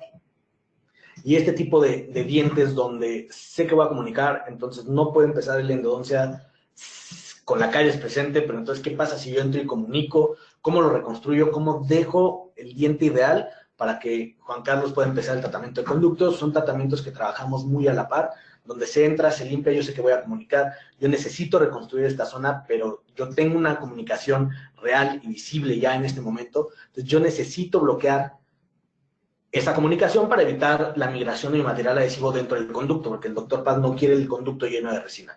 Entonces, utilizamos un protocolo de bloqueo con gutapercha, se hace la reconstrucción, él puede terminar el tratamiento de conductos y terminamos los tratamientos de esta manera. ¿Ok? La limpieza de estas cavidades es importante, ¿ok? Son cavidades que sufren muchísimo, están expuestas a químicos, hipoclorito de sodio, materiales de cementación, gutapercha, entonces es importante seguir un protocolo para la limpieza de estas cavidades, ¿ok? Hay que tratar que los endodoncistas dejen de hacer más esto, ¿ok? Las cavidades desde el día 1 tienen que salir de esta manera, lo hagas tú o lo haga el endodoncista. Estos irrigantes, sobre todo el hipoclorito de sodio, disminuyen los valores adhesivos, sobre todo hablando en sistemas de autogravantes, sí, perdón, de autoacondicionantes. Es un tejido que ha cambiado, que está hiperoxidado, ¿ok? Entonces, hay un protocolo a seguir. Lo primero es lavar todo este cemento con alcohol. Hay un cemento en especial, el que usa el Dr. Paz, que es el H+, o AH+, que es, mientras no esté endurecido, es fácil de removerlo con el alcohol. Nosotros utilizamos activación ultrasónica con la cavidad llena de alcohol para lavar bien este cemento, ¿ok? Está demostrado que el hipoclorito de sodio disminuye la fuerza adhesiva, sobre todo en cementos autoadhesivos y autogravantes. La recomendación clínica después de los tratamientos de conductos para la reconstrucción de estos dientes es hacer técnica de grabado total. Aquí ya no tengo temor de utilizar un sistema de grabado total sobre la dentina porque es un diente que ya no está vital, entonces no voy a tener posibilidad de tener hipersensibilidad postoperatoria. Entonces, la técnica del protocolo es el siguiente, es exagerar en la limpieza de la cavidad. Yo necesito tener el sustrato disponible y lo mejor acondicionado para poder recibir un material adhesivo. El sustrato tiene que estar limpio, completamente limpio, ¿ok? Después de eso podemos utilizar sistemas autocondicionantes, sistemas de grabado total. La recomendación clínica es en dientes post tratamiento de conductos, hay que hacer grabado total para generar una mayor limpieza de esta superficie y tener una superficie más receptiva ante nuestro adhesivo. ¿Ok? Grabado total, adhesivo, pueden utilizar el adhesivo universal. La ventaja de estos adhesivos es que ya no necesitamos tener 4 o 5 botellas diferentes, simplemente necesitamos una botellita que puede ser o es apta o está indicada para ser utilizada en cualquier sistema adhesivo. ¿Ok? Utilizamos el sistema adhesivo. Es bien importante no exagerar en la cantidad de adhesivo, y ese adhesivo tiene que recibir aire. Número 1, para ayudar a que este solvente se evapore o se volatilice, ¿ok? El más fácil de volatilizar es la acetona, luego el alcohol, y el agua es el más difícil. ¿Ok? Y adelgazar en su mayoría este grosor de película o esta capa de adhesivo que voy a dejar. Entonces hay que tirar aire al adhesivo hasta que se deje de mover. Casi todos los instructivos dicen que de 5 a 10 segundos poner aire para que se adelgace la capa y se vaya el solvente. Sin embargo, la recomendación clínica que da la Academia de Adhesión el día de hoy es tirar aire hasta que este adhesivo se deje de mover o deje de hacer olas clínicamente. A veces pueden ser hasta 10, 15 o 20 segundos de acuerdo al tipo de cavidad y a la cantidad de adhesivo que colocamos. Entonces vamos a tirar aire hasta que este adhesivo se deje de mover. Después voy a hacer una primera reconstrucción con resina fluida, sobre todo en estos dientes donde yo necesito que una resina tenga una capacidad de autoadaptación, ¿ok? Como Surefil, que tiene esa capacidad que es Bulkfill, que puede ser hasta de 4 milímetros. No me gusta exagerar, a mí no soy muy creyente todavía de las resinas Bulkfill, sigo utilizando mucho resinas convencionales, ¿ok? Donde voy a poner primero esta primera capa de 2 milímetros, 3 milímetros, ¿ok? Para que se pueda adaptar perfectamente sobre esta entrada a mis conductos, sobre esta curvatura que tienen estos dientes, y después voy a realizar una reconstrucción convencional por incrementos con resina convencional de estos dientes, ¿ok? En este caso no voy a dedicar mucho tiempo a la anatomía porque es un diente que después voy a preparar para recibir una protección cuspidia. Dientes con endodoncia en la filosofía de trabajo que sigo tienen que tener protección cuspidia el 100% de las veces. Los materiales utilizados en esta técnica, utilizamos Prime and Bond, Surefil SDR, que aquí Dentsply tiene un problema porque ya no la tienen en México, ¿ok? Y resina convencional Spectra, ¿ok? Aplicación pasiva en esmalte, aplicación activa en dentina, ¿ok? Y entonces, la cadena en odontología adhesiva es tan fuerte como su eslabón más débil, es decir, depende de tantas cosas que el tratamiento sea exitoso o que tengamos un fracaso prematuro, como puede ser cómo manejé esos sustratos, qué estrategia adhesiva utilicé, qué tipo de restauración estoy colocando y la cooperación de ese paciente. Y no solo va en la cooperación, sino en cuanto a hábitos, higiene, capacidad del paciente de comprender el tratamiento que está recibiendo. Entonces, son tantos los factores que podemos entonces llegar a fracasos prematuros.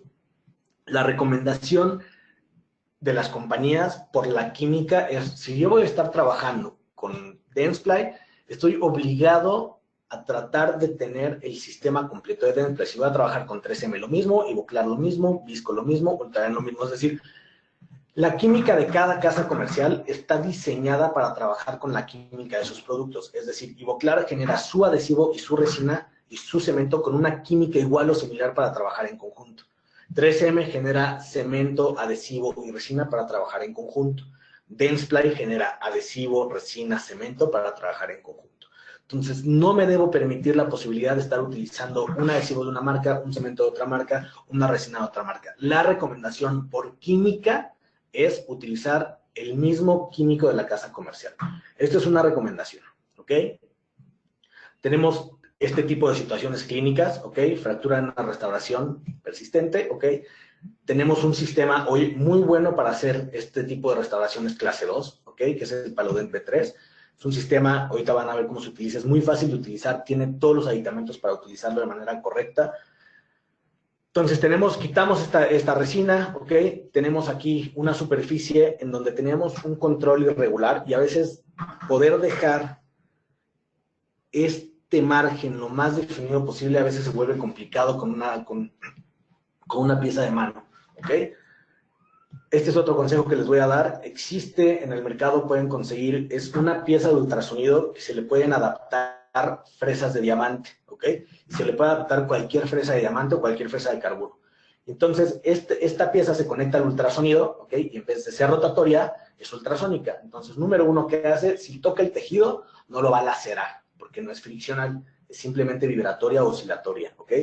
Y la capacidad de desgaste que tiene reducida. Ahí primero en la imagen, en el video, se veía perfecto como en un diente de acrílico el desgaste era considerable. Después, aquí hay otra imagen donde lo estoy utilizando sobre un diente extraído para que vean un poquito cómo trabaja sobre el esmalte.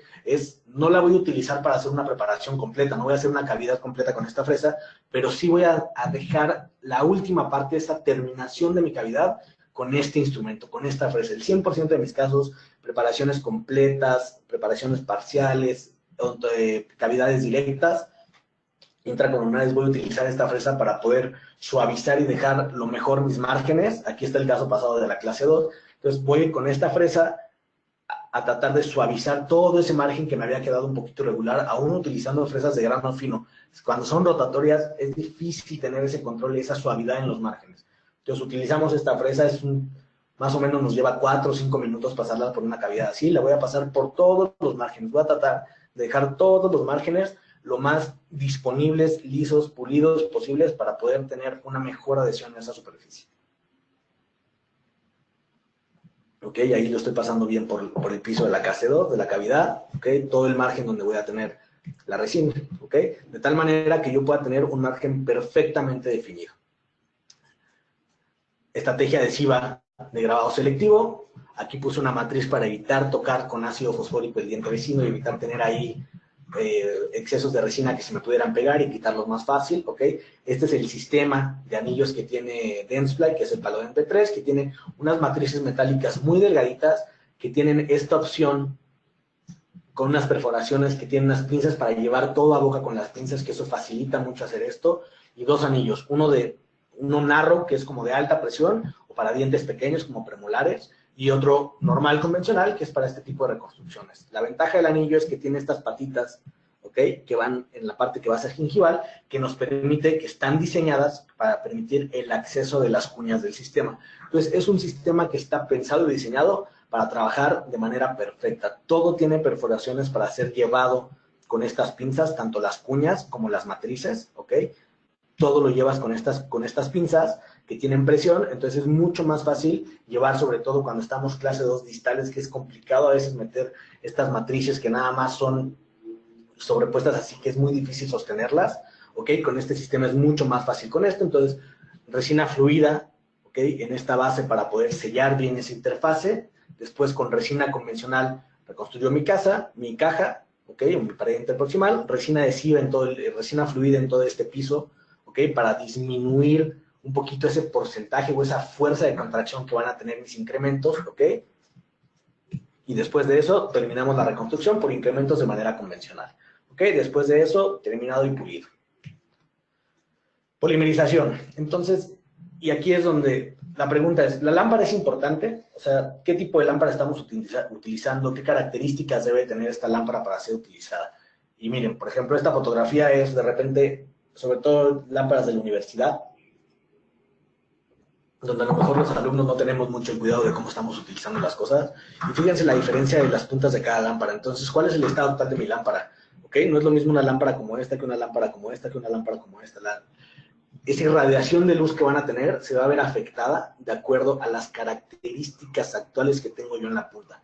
Si está contaminada, si está fracturada, si está rota, ¿ok? Si está llena de resina, si está llena de material, ¿ok?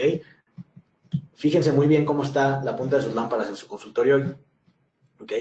Esta efectividad de polimerización se va a ver directamente proporcional a la cantidad de irradiación de luz que tiene esa disposición de la lámpara y a la distancia en la que coloco la lámpara, ¿ok?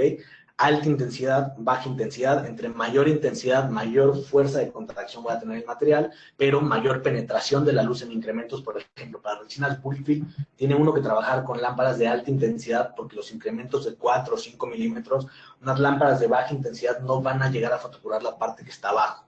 ¿Okay? Entonces, ¿qué tipo de resina estoy utilizando? ¿Qué tipo de lámpara tengo?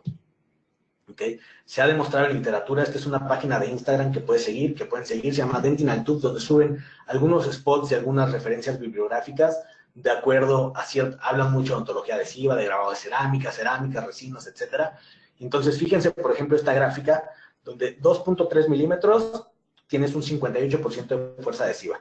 4.6 milímetros de profundidad, 37% de fuerza adhesiva. 6.9 milímetros de profundidad de esa cavidad con esa resina, 21% de fuerza adhesiva. Es radical la pérdida de fuerza adhesiva que podemos tener en cavidades profundas. Entonces, cavidades profundas, alta intensidad, bien pegadita la lámpara al diente para tratar de garantizar la mayor conversión de este material. ¿Ok? Las lámparas trabajan sobre características específicas, necesitan tener una intensidad de luz específica que puede ir entre los 400 y los 2000 miliwatts sobre centímetro cuadrado. La mayoría de las lámparas trabajan entre 900 y 1400, 1500. Hoy en día hay unas de mayor intensidad, pero tampoco se ha estudiado demasiado si tanta intensidad es necesaria, es decir, entre más intensidad yo tenga, mayor fuerza al momento de que esa resina se contraiga, entonces eso es lo que puede hacer una fractura prematura a nivel de mi cabo superficial o a nivel de donde me estoy pegando, ¿ok? Y deben de trabajar sobre una longitud de onda específica para poder fotocurar o activar estos fotonizadores que tienen las resinas. No todas las lámparas trabajan sobre la misma longitud de onda y no todos los fotoiniciadores tienen su pico en la misma longitud de onda. Es decir, la camforoquinona, que quizás es el más utilizado, es el que tiene las resinas de Dentsply. El pico de fotocurado de la camforoquinona está en los 470 nanómetros. Entonces, esa lámpara trabaja sobre la química de esa resina. ¿Ok? Por ejemplo, las resinas de Ivoclar tienen un fotoiniciador que se llama ivocerina. Y ese ivocerin o esa ivocerina, su pico de polimerización no está dentro de este rango. Entonces, la lámpara trabaja sobre unos rangos diferentes porque su fotoiniciador y sus sistemas de resina tienen un fotoiniciador que trabaja sobre otros rangos, ¿ok? O su pico de fotocurado está dentro de otro rango de nanómetros. Entonces, es bien importante conocer qué sistema estoy utilizando para poder garantizar o tratar de hacer lo mejor posible el trabajo, ¿ok? Y terminado y pulido, prácticamente estamos por terminar. Dejamos de repente muchas veces esto como algo que no tiene mucha importancia o que no vale la pena. Sin embargo, número uno, ustedes pueden tener el sistema de pulido que quieran, no hay uno en especial. Este tiene un poquito de todo, es lo que yo utilizo. Son sistemas diferentes, casos comerciales, diferentes productos. Es lo que me gusta mucho trabajar con discos de lija, hules que van desde el más grueso hasta el más, desde el que es abrasivo hasta el que pule, ¿ok? Cepillos con hules de óxido de aluminio y discos de óxido de aluminio, ¿ok? Sin embargo, la parte importante en el pulido es esto. Hoy deberíamos de tratar todos de estar trabajando con piezas eléctricas. ¿Por qué? Porque todos los sistemas de pulido tienen una especificación de a cuántas revoluciones por minuto tiene que trabajar el hule. Y la única manera de optimizar o de hacer adecuado el pulido de estas restauraciones es utilizando una pieza de mano eléctrica. Es decir, todos los sistemas de pulido van a trabajar entre 5.000 y 10 o 12.000 revoluciones por minuto en contraángulos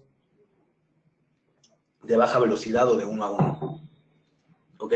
Si yo no tengo este sistema, las piezas de baja es imposible calibrar a cuántas revoluciones están trabajando. Generalmente trabajan muy rápido y a veces podemos tener microfracturas en el material o generar microporosidades en el material por no estar realizando un pulido adecuado. Entonces es bien importante esta parte, tratar de invertir en este tipo de productos, en este tipo de equipo, que sí puede hacer la diferencia en nuestra práctica clínica. ¿Ok? Seguir un protocolo de pulido, ¿ok? Fresas de grano fino, tiras de lija, hules los que quieran, sistemas de espiral para pulido que son muy buenos, ¿ok? Pastas diamantadas, cepillos, ¿ok? Para sacar brillo, seguir un protocolo de pulido que nos ayude a mejorar estas restauraciones trabajando con revoluciones controladas, porque todos los sistemas de pulido lo piden, lo exigen, ¿ok? Y podemos llegar de resultados como el que tenía el paciente en este caso, ¿ok? A resultados ligeramente más favorables, donde solamente quizás estamos mejorando un poco la anatomía y adaptando un poquito más esas microfiltraciones que tenía esa resina, ¿ok? Y con esto terminamos la presentación de hoy. Creo que me extendí un poquitito más, pero casi no mucho. Aquí está mi información de contacto, me pueden encontrar en Facebook, Instagram, aquí está mi celular y el teléfono del consultorio. Si quieren algún artículo, tienen alguna duda, me quieren buscar para algo, lo más fácil para encontrarme es Instagram o Facebook, me pueden buscar ahí. Tengo toda la literatura que sale en la presentación, la tengo disponible, se las puedo hacer llegar si alguien tiene el interés o es que la necesita. ¿Ok? Agradezco mucho la invitación a Dentsply y a Inteligencia Dental. Tuvimos una mañana, creo, bastante buena y voy a empezar a abrir las preguntas, ¿está bien? Vamos a ver si alguien tiene alguna pregunta. Okay.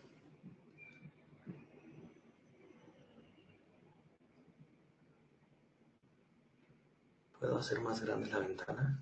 Sí, doctor.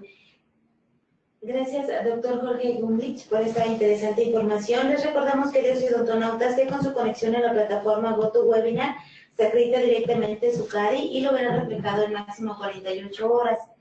Alguien nos acompaña vía Facebook o YouTube, les pedimos por favor ingresar a www.inteligenciadental.com/CARI.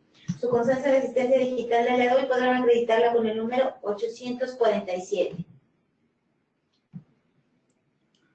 Tenemos algunas preguntas en Facebook, doctor. A ver. Tenemos el doctor Espinosa pregunta, ¿qué resina fluida se recomienda? Porque no hay sulfil. Cualquiera. Lo mejor para este tipo de reconstrucciones es que sean resinas de alta carga o de alto contenido de relleno. Boco tiene una, que es Grandio Flow, que tiene alta carga. La de 3M es buena, pero no es de alto contenido de relleno. Pero en realidad la resina fluida, para lo que se utiliza, es nada más en la base. No hago yo reconstrucciones grandes con resinas fluidas porque el material no está indicado para eso. Entonces, la mejor que yo conocía era Surefil. Tienen un problema ahora porque no va a haber en México y quién sabe si tengan fecha para traerla. Entonces, la que quieras. Gracias, doctor. El doctor Velázquez le dice, buenos días, doctor, ¿y qué opina en el momento del grabado desproteinizar la dentina con hipoclorito, perdón? No. Que esa es muy buena pregunta porque igual ya en muchos lugares me la han hecho. A ver, es algo bien importante. La técnica de desproteinización del esmalte se hace exclusivamente en el esmalte, ¿ok? Si estamos hablando de dientes vitales, no está indicado utilizar hipoclorito de sodio en dientes vitales. Es muy difícil tener el control del uso de hipoclorito de sodio y hacer algo selectivo sobre el esmalte. Entonces, yo recomendaría que no, porque el riesgo es mucho más alto si el hipoclorito de sodio toca la dentina. ¿Por qué? ¿Qué hace el hipoclorito de sodio en la dentina? Quita toda la materia orgánica de la dentina. Y lo que quiero mantener en esa dentina es el componente orgánico. Entonces, mi recomendación no es una técnica que yo utilice para este tipo de restauraciones. Si ustedes van a hacer a lo mejor una técnica de selladores, una resina que va solamente en esmalte, sí, porque esta desproteinización es específica del esmalte. El uso del hipoclorito de sodio en dentina vital tiene una implicación muy fuerte de manera negativa en valores adhesivos y en el tejido, en el sustrato, lo que le va a hacer a esa dentina. Gracias, doctor. La doctora Paredes le pregunta, en pacientes pediátricos y Enrique de Hule al poner las grapas generan miedo a los pacientes. Pregunta si tiene algún consejo. Yo no veo niños. Desde que salí de la licenciatura no he hecho ni una endodoncia ni he visto un niño. En la clínica donde estoy hay ortopediatra y hay endodoncista. Entonces, la verdad es que sí, del manejo de niños yo no te podría dar ningún consejo ni ningún acercamiento porque ya tiene algunos años que no tengo yo contacto con un niño. Entonces, no sabría ahí cómo manejar la situación. Gracias. El doctor Daniel Vázquez le manda saludos desde el sur argentino. Dice que muy interesante el tema. Y pregunta, ¿cómo diluyó clorexidina al 5%, que es el que tenemos en el mercado? Digo, ahí sí no sabría decirte en las casas comerciales que tengas en Argentina. Te digo, Visco y Ultradent deben de estar allá también. Entonces te digo, lo que consigues aquí en México, no sé en Argentina si sea lo mismo, pero será cuestión de hablar con tu representante de Ultradent o de Visco. Es el Cavity Cleaner, que es de Visco, y ese viene ya calibrado clorexidina al 2% con alcohol, y la Concepsis, que es Ultradent, que es clorexidina al 2%. Ahí tendrías que tratar de trabajar con materiales que ya vengan predosificados, ¿ok? Para tener ese resultado predecible, porque cuando uno empieza a calibrar concentraciones, se puede salir un poquito de las manos. Gracias, doctor. El doctor Hermosillo le dice, buenos días, ¿qué tan conveniente es poner un desensibilizante en la preparación antes de grabar? El uso de sensibilizantes está recomendado si vas a seguir utilizando técnica de grabado total. Si vas a hacer técnica de grabado selectivo y vas a utilizar autocondicionantes, yo no te recomiendo que uses desensibilizantes porque no está indicado en la técnica. Es decir, al tú utilizar estos autocondicionantes, lo que le hacen a la dentina o la agresividad que tienen con la dentina es muy baja. Entonces, es difícil que logres tener una implicación negativa. Ahora, si tu cavidad es muy profunda, entonces quizás lo que necesites hacer es poner algún tipo de base o liner para proteger ese complejo pulpar, ¿ok? Sobre todo cuando estás en profundidades muy abajo, y después seguir el protocolo adhesivo, ¿ok? El uso de sensibilizantes en técnicas de grabado total es recomendado. Puedes utilizar, el más conocido quizás es como Gluma, ¿ok? Que puede funcionar para la técnica. Y que de hecho también el Gluma tiene una participación importante en las metaloproteinasas porque también lo inhibe. ¿Ok? Es formaldehído, me parece, con grupos metaquilatos. Gracias, doctor. El doctor Morelos dice, excelente plática. ¿El aplicar la clorexidina posterior al grabado no interfiere o afecta las retenciones micromecánicas que se acaban de lograr con el ácido? Le envía saludos desde Villahermosa, Tabasco. No, porque ya, o sea, todas estas retenciones las generó el ácido fosfórico, ¿ok? Y la clorexidina es un líquido, no tiene manera de penetrar y ocupar ese espacio. Lo único que tienes que cerciorarte después es removerla bien. Yo les recomiendo la succión de alta. Si no tienen succión de alta, un eyector endodóntico sobre el eyector normal, la succión convencional, y quitar bien el exceso de humedad. Pero todas esas microretenciones van a seguir disponibles. La clorexidina, sobre todo si utilizan cualquiera de estas dos, es básicamente alcohol, entonces se volatiliza muy fácil, ¿ok? Y la clorexidina la quieres presente para inhibir esta activación de estas proteínas. Pero esa técnica, y es bien importante que memoricen esto, solo se utiliza si estoy haciendo grabado total, si estoy colocando ácido fosfórico en la dentina. Si no lo estoy haciendo, no tengo por qué colocar la clorexidina. Gracias. El doctor Pérez pregunta, ¿cuál es la diferencia que hay entre el grabado con ácido fosfórico contra el grabado con láser? No sabría decirte porque en el láser sí estoy completamente desfamiliarizado. No sé qué tipo de patrón genere este láser Edge. No sabría decirte, no he leído ni siquiera literatura al respecto. Yo no trabajo con láser. Entonces, estoy completamente fuera de este tema. Gracias. El doctor Vázquez pregunta si usted aconseja tener un esmalte, un buen producto que ofrezca grabado selectivo y aparte otro producto para dentina de autograbado, o sea, dos productos. Ahí, aquí la diferencia radical está justo en los adhesivos universales. Cualquier adhesivo que diga universal, o sea, es decir, vamos a hablar de casas comerciales, 3M, Scotch Bond Universal, Ivoclar, Adhesive Universal, Visco, All Bond Universal, Denseply, Prime and Bond Active. Todos esos sistemas son adhesivos universales y el adhesivo universal está indicado para trabajar sobre cualquier estrategia adhesiva. Es decir, yo puedo hacer grabado total y puedo utilizar cualquiera de estos adhesivos universales. Yo puedo hacer grabado selectivo y utilizar cualquiera de estos adhesivos universales. O yo puedo hacer autograbado o autocondicionante y utilizar cualquiera de estos adhesivos universales. Sin embargo, la recomendación que doy es, si tengo esmalte, el esmalte siempre lo voy a grabar con ácido fosfórico. Los autocondicionantes o universales solo los voy a utilizar sobre la dentina. Gracias, doctor. El doctor Morales dice, buenos días. ¿Quiere decir que no servirá si ocupo resina 3M y un adhesivo de otra marca y un ácido de otra marca? No, sí sirve, o sea, se va a pegar. En el momento se va a pegar, ¿ok? La recomendación es que todos estos productos están diseñados para trabajar con la química de la casa comercial, es decir, todas las casas comerciales tienen químicas distintas. Por ejemplo, no sé, el adhesivo de Dentsply en específico ya no tiene EMA ni bis GMA. Entonces, posiblemente el adhesivo de 3M contenga EMA y bis GMA. Entonces, si tú estás utilizando el adhesivo de una marca y la resina de otra, posiblemente exista una incompatibilidad química. De que se va a pegar, ¿ok? El problema no es que se pegue, el problema es la estabilidad en el tiempo de esa adhesión. ¿Ok? La recomendación es trabajar con la química de una sola casa comercial. Porque entonces estandarizas tu química y estandarizas tus procedimientos. Si tú empiezas a agarrar de todos lados, en algún momento eso va a fallar, ¿ok? Y todos vamos a tener fracasos, pero yo lo que quiero es garantizar que ese fracaso se estire la liga lo más posible, o el mayor tiempo posible. Una de las maneras de poder estirar esa liga durante mayor tiempo es trabajando con una misma química. Gracias, doctor. Pregunta el doctor Eduardo. Buen día, excelente conferencia. ¿Qué tipo de piezas eléctricas recomienda? La que quieras. O sea, puede ser la que quieras, WH Alegra, la de NSK, son las que puedes conseguir fácil aquí. Las dos más o menos andan en el mismo rango de precios. La ventaja es que tienes a las casas comerciales aquí, las refacciones aquí. Son caras, sí, es una inversión, sí, es algo que te va a ayudar, sobre todo si te dedicas mucho a rehabilitación. Es decir, si tu práctica es rehabilitación, prosto, coronas, incrustaciones, resinas, etcétera, pues vale la pena porque prácticamente lo utilizas todos los días en el consultorio, ¿ok?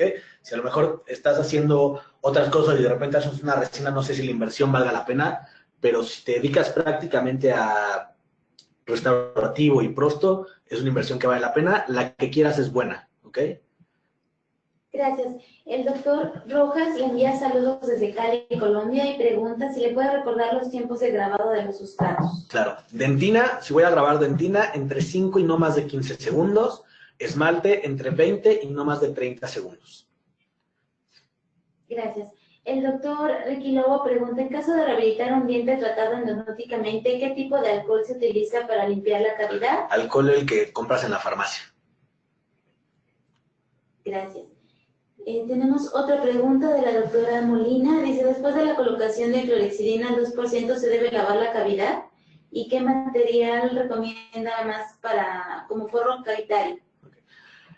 En la técnica que puse en esta plática en específico, que es la que sale en el artículo de Jorge Perdigao, ellos recomiendan la clorexina y después no lavar, simplemente quitar el exceso de humedad dejando la clorexina.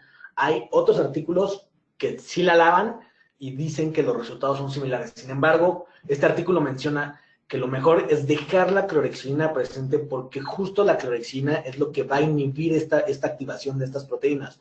Entonces, lo único que vas a hacer es remover el exceso de humedad con succión, pero ya no vas a lavar más. Después de quitar esta clorexina, vas a seguir con tu adhesivo y después con tu resina. Y luego me preguntaron algo más ahí, creo, ¿no? Sí. ¿Qué material recomienda más como forro cavitario? Yo utilizo uno que se llama Teracal LC, que es de visco, que es sulfato de calcio, sulfato cálcico. Solamente no es un material que vas a poner en toda la cavidad, es un material que solo vas a utilizar específico en la zona donde tienes esa percepción de profundidad, ¿ok? No es un material que vas a forrar toda la cavidad con eso, ¿ok? Es un material que vas a colocar ahí, ¿ok? La dentina tiene que estar húmeda, es fotocurable, puedes grabar y adherir encima de él, ¿ok? Pero tiene que ser selectiva la colocación. Gracias, doctor. Preguntan, ¿dónde y cómo se consigue la fresa que va al equipo ultrasónico para hacer el margen? Yo las pedí por internet, no sé de qué casa comercial son en realidad, pero la fresa, el adaptador se llama E9.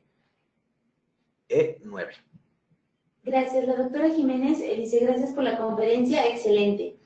¿Es recomendable utilizar glicerina después de terminar de colocar la resina? Sí, se puede hacer. O sea, ¿qué pasa con este uso de la glicerina? Todas las resinas, una vez que se fotocuran, dejan una capa que se llama capa inhibida por oxígeno, es decir, las resinas en presencia de oxígeno no polimerizan. Y eso es lo que hace que un incremento con otro se vaya pegando. Entonces, hay quien hace mucho esta técnica, que es después de que terminan todo el protocolo, ponen clorexidina, ponen glicerina y terminan de fotocurar para que esta capa no exista. No es una técnica que yo siga mucho porque esa capa es tan delgada que cuando tú haces el pulido de la restauración, esa capa te la llevas. Y si tú utilizas una pieza que te ayuda a regular estas revoluciones que te piden los hules, es difícil que puedas afectar la superficie de la resina y esa capa inhibida te la vas a llevar con el primer paso de un cepillito de un hule, ¿ok? Pero si lo quieren hacer, eso está bien hecho, pues, o sea, eso no, en mi filosofía, o sea, como que en mi manera de verlo no es ni te suma ni te resta, es un paso que si quieres, si te puedes dar el tiempo de hacerlo, lo puedes hacer, si no, pues lo único es ten cuidado en tu manera de pulido para que no dañes esta superficie. Gracias, doctor. La doctora Escalona pregunta, ¿la lámpara de fotocurado debe ir acorde con el sistema que se esté utilizando? Excelente charla y le envío saludos desde Panamá. Gracias. Es lo mismo, la recomendación es que sí, porque las lámparas de cada casa comercial están diseñadas para trabajar sobre la química de las resinas, es lo que les decía. Hay diferentes tipos de fotoiniciadores. Los más conocidos es lucerina, canforoquinona e ibocerina. El que mayor está en las resinas es canforoquinona. El que mayor está en las resinas bulk fill es lucerina. Ivoclar tiene ibocerina.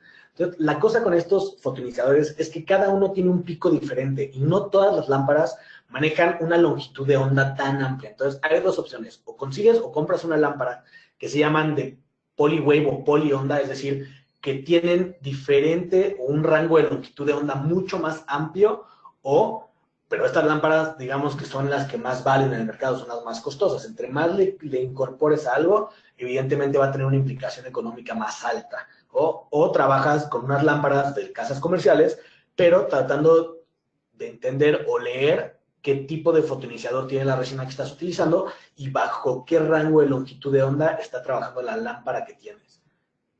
Gracias, doctor. Le preguntan, ¿cada cuánto se recomienda cambiar la resina de acuerdo a la hidrólisis?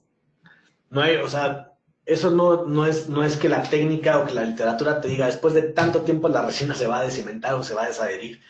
Es algo que sabemos que pasa, ahora, pues no pasa en toda la superficie, va a haber lugares específicos donde a lo mejor hay una mayor hidrólisis, donde a lo mejor de este lado sea más lenta, sin embargo, o sea, lo único que dice la literatura es que las resinas tarde o temprano van a tener una falla, como todos los materiales, ¿ok? Sin embargo, las resinas tienen muchos factores que inclinan a una falla. No es que digas, a los 5 años la voy a cambiar, no, claro que no. Si esa resina no tiene ninguna situación clínica que tú digas por qué hay que cambiarle, decir caries recurrente, microfiltración, desajuste de los márgenes, fractura, no la vas a cambiar, ¿ok? No se trata de cambiar por cambiar, sin embargo, lo único es, hay que tener presente que las resinas no son para toda la vida, ¿ok? Tienen un juego ahí negativo importante, no es que no las vamos a usar, por supuesto que las vamos a seguir utilizando, hay que tratar de optimizar estos protocolos para tratar que este tratamiento sea a largo plazo. Muchísimas gracias, doctor. Tiene muchas felicitaciones y muchos saludos. Listos. Muchas gracias. Muchísimas gracias a usted, doctor Jorge Gomlich, por esta interesante conferencia. Gracias a nuestros queridos amigos de Dentsply Sirona. Pero sobre todo a ustedes, queridos odontonautas, les agradecemos su confianza y preferencia.